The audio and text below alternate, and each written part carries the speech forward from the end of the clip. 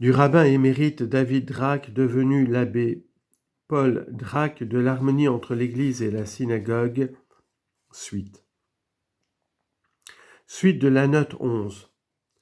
Mais qu'on ne s'y trompe pas. Ces deux grandes vérités, la Trinité et l'incarnation, la synagogue ne les trouvait pas dans l'analyse grammaticale, et encore moins dans la subtile appréciation des lettres et des points du nom ineffable. Ces sublimes connaissances lui venaient d'une source plus pure de la révélation, elle les tenait de la main d'une tradition qui remontait jusqu'au jour où le paradis terrestre retentit de la première promesse d'un réparateur, révélation qui fut répétée à chaque nouvelle promesse du Messie. C'est pour cette raison que nous avons dit au commencement de cette note que la synagogue déposait dans le nom de Yahweh, Adonai, la doctrine messianique. Seulement, en enseignant ces grandes vérités, elle leur donnait pour appui les caractères matériels, les lettres du nom ineffable, afin de mieux les fixer dans la mémoire de ceux qui devaient en être instruits. Les pères de la synagogue, au reste, observaient en général la même méthode, qu'ils appelaient simple appui, à l'égard de toutes les traditions qui constituaient le corps de la loi orale. Nous citerons en preuve un passage de l'introduction qu'Isaac Abuhab, rabbin espagnol du XVe siècle, a placé en tête de son Menorat HaMaor, un des livres les plus populaires et les plus estimés parmi les Juifs. Après avoir indiqué l'origine de la tradition et en avoir expliqué le mode de transmission, il ajoute, citation, « Et les anciens, bien qu'ils connussent par la tradition la manière d'observer les prescriptions et les ordonnances de la loi écrite, ils s'appliquaient cependant à prouver ces explications orales, soit par la lettre du texte, soit par l'un des 13 raisonnements. Ou en disant, le texte est un simple appui.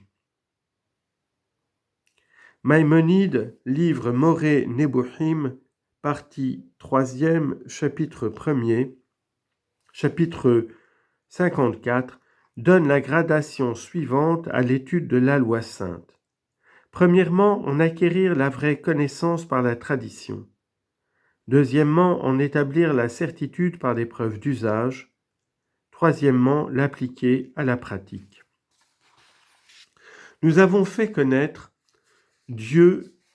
Nous avons dit que connaître Dieu, c'est aimer Dieu. Tel est effectivement en plusieurs cas le sens du verbe hébreu yada, qui ne signifie pas seulement connaître, mais aussi aimer. On lit en note. Rabbi Salomon Yalhi dit, dans son commentaire sur la Genèse, chapitre 18, verset 19, que le verbe yadar, connaître, de ce verset, signifie aimer.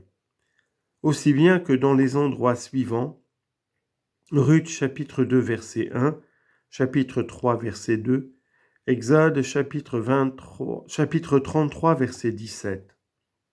Au reste, dit-il, aimer et connaître sont en quelque manière la même chose, car lorsqu'on aime quelqu'un, on l'approche de soi et on le connaît intimement. Mendelssohn, tant dans son exposition hébraïque du texte que dans sa version allemande, a suivi cette explication du grammairien de Troyes en Champagne. Fin de note.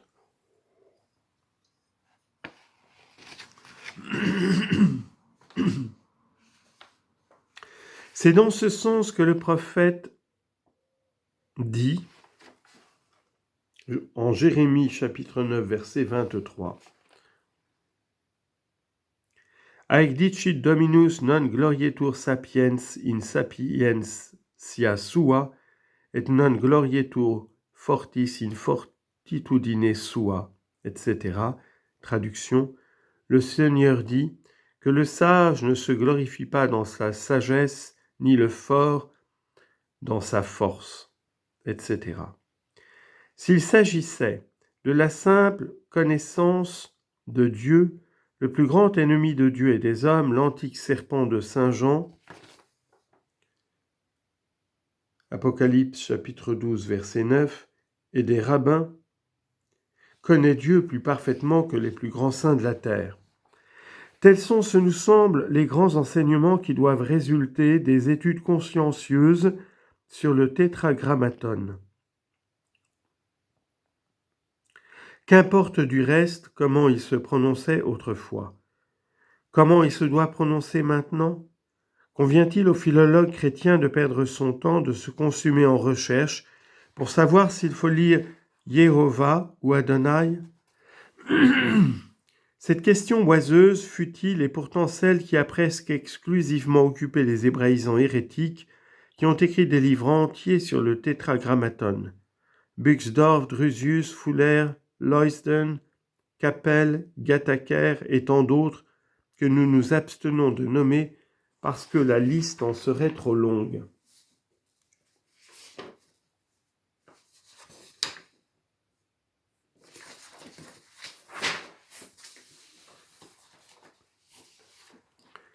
Ces messieurs ne se contentaient pas d'alléguer ce qu'ils croyaient de bonnes raisons, ils en venaient aux injures. Ainsi Drusius, qui se déclarait pour Adonai, se fâchait tout rouge et traitait d'impies et de jéhovistes les hébraïsants qui ne se rangeaient pas sous sa bannière. Ceux-ci, qui n'auraient pas voulu toucher du bout des doigts à son Adonai, relevaient la moustache au savant hollandais et le qualifiaient de rien moins que de drôle d'adoniste. Comme donc cette question a partagé les savants du XVIIe et du XVIIIe siècle en deux camps ennemis, nous dirons dans cette note ce qui nous paraît être la vérité à cet égard.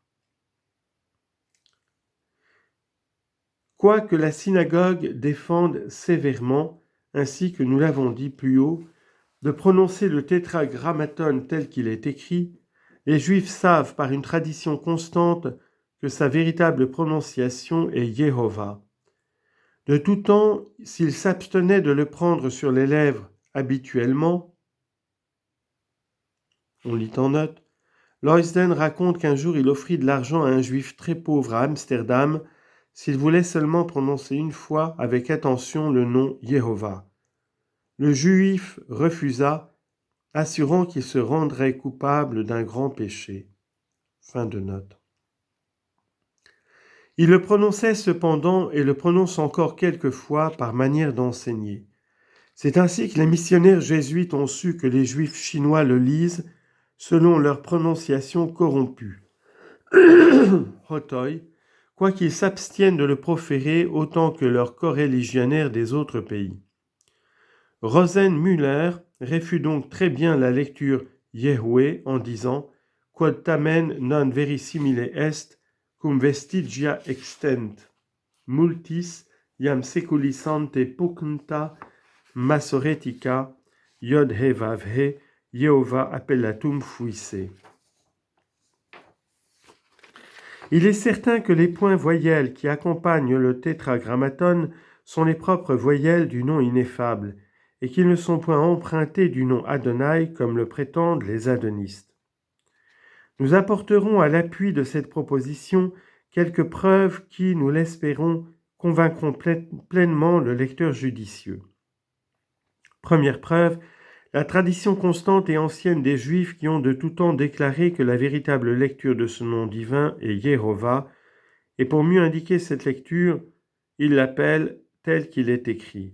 Or, sa ponctuation écrite est précisément Yehovah. Deuxième preuve, toute l'Antiquité, non seulement hébraïque et chrétienne, mais aussi païenne, reconnaissait que le nom propre de Dieu, le tétragrammaton, renferme les trois temps du verbe par excellence, du verbe être, il fut, il est, il sera, ainsi que nous l'avons fait voir plus haut. Or, le nom ineffable ne renferme ces trois temps qu'autant que nous le lisons avec les voyelles qu'il a maintenant, voyelles qui seules servent à former ces temps. Voyez ce que nous avons dit à cet égard. Rosenmüller, dans ses Scolies sur l'Exode, chapitre 3, dit également que le seul verset de l'Apocalypse que nous avons transcrit plus haut, où Saint Jean rend le tétragrammaton par l'étant, l'était, le futur, ce seul verset, dit-il, suffirait pour prouver que le nom divin doit se lire Yehovah. Mais il tire aussi la même preuve des antiquités grecques et égyptiennes.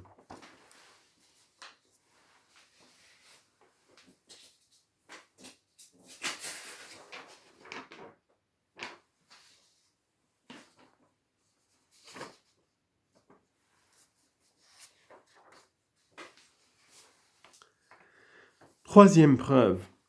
Cette preuve ressort d'un grand nombre de noms propres imposés à des individus hébreux dans les temps les plus anciens. Ces noms commencent ou finissent par une partie notable du tétragrammaton, partie remplacée quelquefois par un autre nom divin, surtout par celui El, Aleph Lamed. Ces noms propres sont naturellement les guides les plus sûrs dans la recherche de la véritable ponctuation du tétragrammaton. In eorum argumentis, dit Gesenius, qui iod he vav he, genuina sibique proprias vocales abere censent, nullum est quod aliquam, nedicam vim ad persuadendum, sed veritatis tamen speciem habeat, praeter hoc quod prior tetragrammati pars, quae saepe in homilibus propriis comparet hiero, et fertur, ut. On lit en note. Cet aveu que l'évidence arrache à Gesenius malgré lui est précieux, car l'hébraïsant allemand et rationaliste avait une répugnance prononcée pour toute tradition quelconque. C'est à ce titre qu'Adonai lui souriait plus que Jéhovah, sans qu'il osât se prononcer. Fin de note. Rosenmüller, dans ses Scolies sur l'Exode, dit également « Nequaquam leve est hoc argumentum ». D'aucune manière cet argument n'est léger. Si ces deux grands hébraïsants, tout en appuyant de leur autorité notre troisième preuve, conservent encore le ton dubitatif, c'est qu'ils n'ont pas été élevés comme nous au milieu de la synagogue, qui ne veut pas même croire qu'on puisse douter que Jéhovah soit la véritable lecture du nom ineffable. On lit en note. Certaines vérités universellement admises, lorsque pour la première fois on les entend mettre en doute, on reste bouche bée et comme frappé de stupeur. C'est ce qui est arrivé un jour à deux rabbins fort versés dans les sciences hébraïques, mais ignorant sur tout le reste des connaissances humaines. Quand nous leur dîmes que des hommes très savants prétendent que la lecture du tétragrammaton est tout autre que Jéhovah, ils ouvrirent de grands yeux en répétant à plusieurs reprises « Cela est-il possible ?»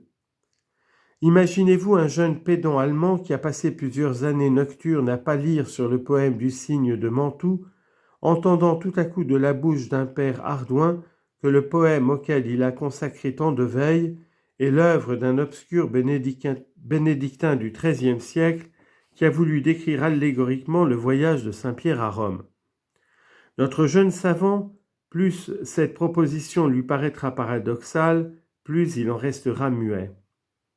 Longtemps, la stupéfaction, l'étonnement, la surprise, nous ne savons trop quoi, que lui causera une étrangeté aussi nouvelle, l'empêcheront de revenir à lui. Fin de note.